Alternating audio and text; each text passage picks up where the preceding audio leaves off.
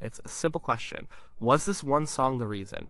The one that lit the fuse? The one that made four kids from Liverpool look across the ocean and see a king? The answer is yes.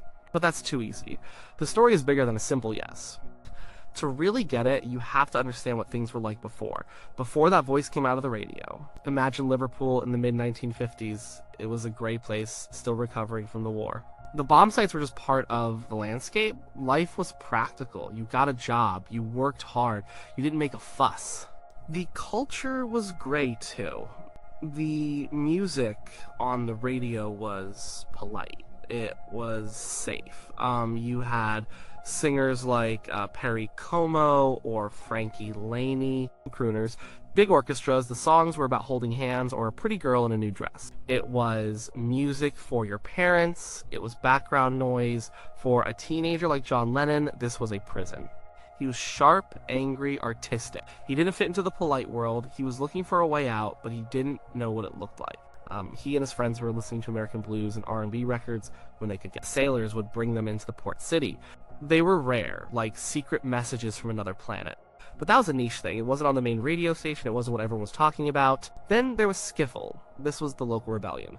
Lonnie Donegan was the big name. Skiffle was raw. It was homemade music. You needed a cheap guitar, a washboard, and a T-chest bass. Anyone could play it. John started a Skiffle group. Paul McCartney joined. It was their first taste of making their own noise. But Skiffle was folk music at its heart. It was acoustic. It was fun. It was energetic, but it didn't have danger. It was a spark, not an explosion. The world was waiting. John Lennon was waiting. Paul McCartney was waiting.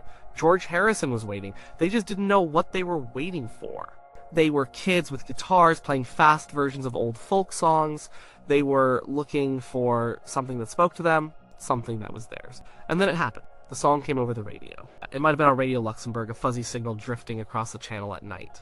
It wasn't like anything else. It started with a simple thumping bass line, a slow, prowling sound. Then a guitar line, sharp and clean, and then the voice. The voice was the first shock. It wasn't a smooth croon, it was full of emotion.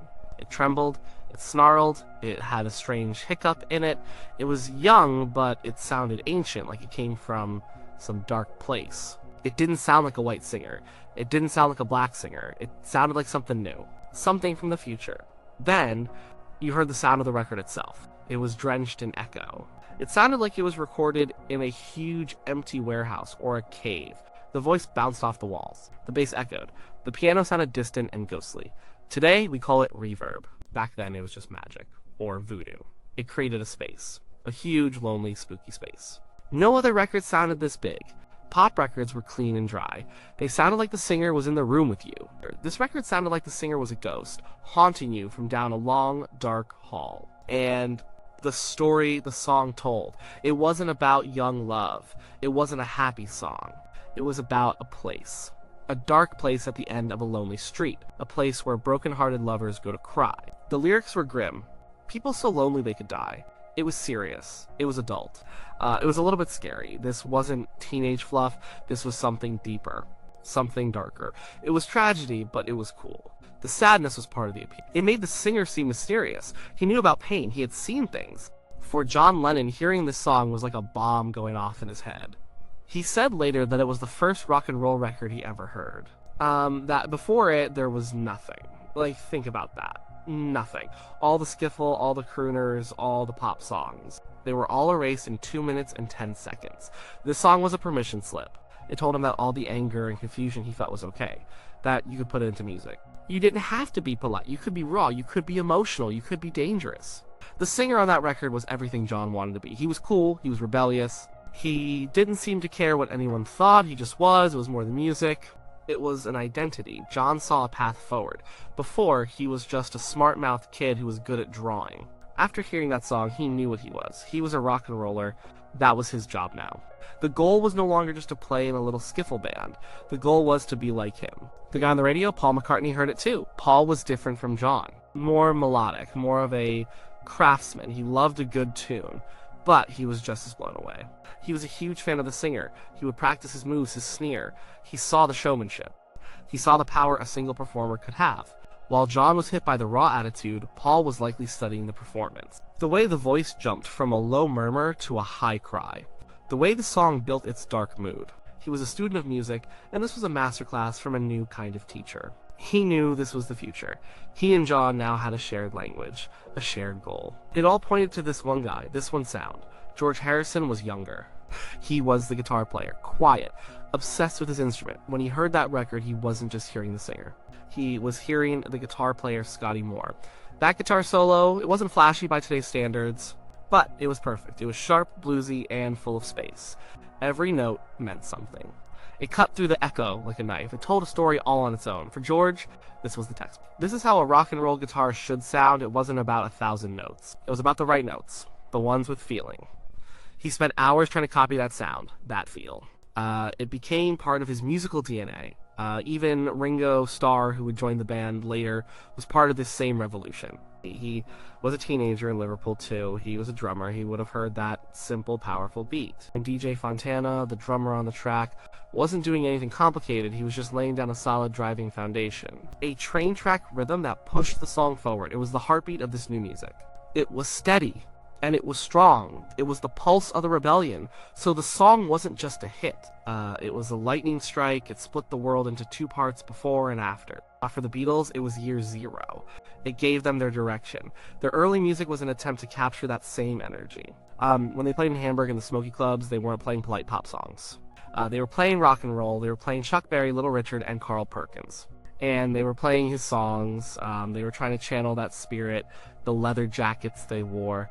The attitude. It all came from him.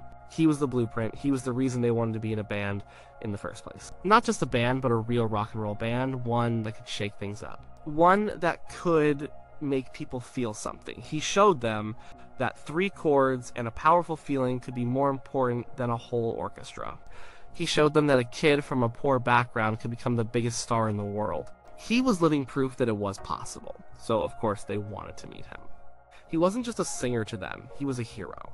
He was like a god from a distant, cooler country. He was the man who had started it all.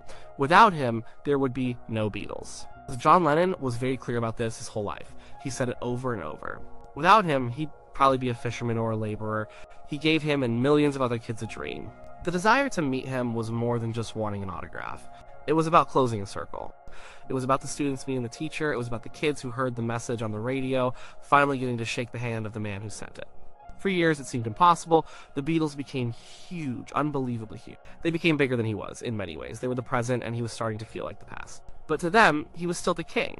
He was the original. They were just carrying the torch that he had lit with that first spooky echo-drenched single. The meeting finally happened in 1965. The Beatles were on tour in America. They were at the peak of their fame. A meeting was arranged at his house in Bel Air, California. They were nervous. These were the Beatles. They had faced down screaming crowds of thousands. They had met royalty. But this was different. This was him. They walked into his house. It was a strange scene. He was sitting on a couch, surrounded by his friends, his Memphis Mafia. The television was on, but the sound was off. He was just sitting there looking like a king on his throne. For a while, nobody said anything. It was awkward. The Beatles, these 4 witty, confident guys from Liverpool, were suddenly shy teenagers again. They were starstruck. They didn't know what to say to their hero. John Lennon remembered it being so strange. Here was the man who had set him free. The man whose records had given him a purpose in life, and he was just sitting there, not saying much. He was polite, but distant. The myth was meeting reality, and reality was a little bit weird. Finally, the ice was broken. He apparently said something like, "If you guys are just gonna sit there and stare at me, I'm going to bed." That made everyone laugh. Guitars were brought out, they started to jam. There are no recordings of this jam session. It exists only in the memories of the people who were there. They played some old rock and roll songs. For a little while, they weren't the Beatles and the King. They were just some guys playing music in a living room. Paul McCartney remembered playing bass. He was thrilled that he got to play bass for him. They were all just fans in that moment. The fame, the money, the screaming crowds all disappeared. They were back to being those kids in Liverpool listening to that mysterious record on a fuzzy radio station. The meeting ended. They left his house feeling a little strange. They had met their idol, but the idol was just a man, a quiet, somewhat isolated man who seemed trapped by his own fame. In a way, the Beatles had moved past him. They were writing their own songs, pushing music in new directions. He was mostly making movies and singing songs from the soundtracks. The student had, in some ways, surpassed the master. But that doesn't change the beginning of the story. It doesn't change the power of that first encounter. The first time they heard that voice, the first time they heard that echo, the first time they were transported to that lonely place at the end of the street. That one record did more than just sell a lot of copies. It drew a line in the sand. It created a new world, and in that new world, 4 young men from Liverpool saw their future. It gave them a sound to chase, an attitude to copy, and a hero to look up to. They spent the rest of their lives building on that foundation, but they never forgot who laid the first stone. It all started with him, and it all started with that song. The one that sounded like it was recorded in a haunted house. The one that was sad and cool and dangerous all at once. The one that told John Lennon it was okay to scream. The song was Heartbreak Hotel